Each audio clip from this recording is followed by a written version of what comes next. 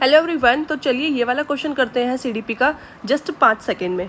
Question में दिया हुआ है इन अ चाइल्ड सेंटर्ड क्लासरूम। तो सबसे पहले हम इस वर्ड का मतलब समझते हैं, child centred classroom. Child centred का मतलब क्या होता है?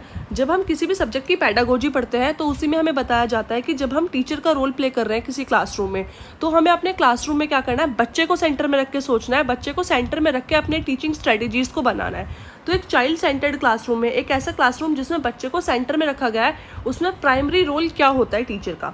First option, act as a dictator of knowledge, maintain strict discipline.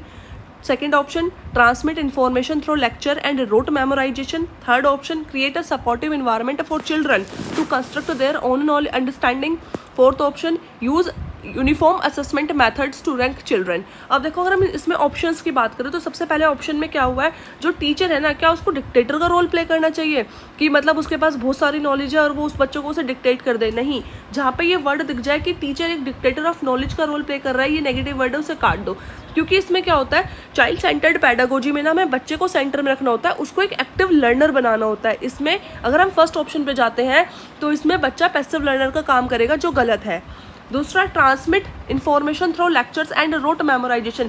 जहाँ वर्ड दिख जाए rote memorisation, just cross it, because rote memorisation भी एक नेगेटिव वर्ड है पैडागोजी और सीडीपी का। Third, create a supportive environment for the children to construct their own understanding. And fourth one, use uniform assessment through method through rank children. देखो, हर बच्चा अलग होता है, कुछ बच्चे डिसेबल भी होते हैं, कुछ बच्चे गिफ्टेड स्टूडेंट्स भी होते हैं, कुछ बच्चे बहुत ज़्यादा इंटेलिजेंट भी होते हैं जिनका आईक्यू लेवल बहुत ज़्यादा होता है। तो हम किसी भी क्लासरूम में यूनिफॉर्म असेसमेंट नहीं कर सकते क्योंकि हर बच्चे की रिक्वायरमेंट अलग है।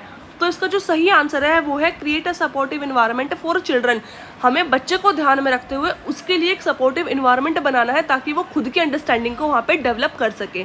तो मैंने तो आपको एक्सप्लेन करा है, लेकिन अब आपको इसका आंसर, ऐसे अगर क्वेश्चंस आते हैं पैडागोजी के, तो जस्ट 5 से 10 सेकंड में आपको ये क्वेश्चंस आंसर करने हैं।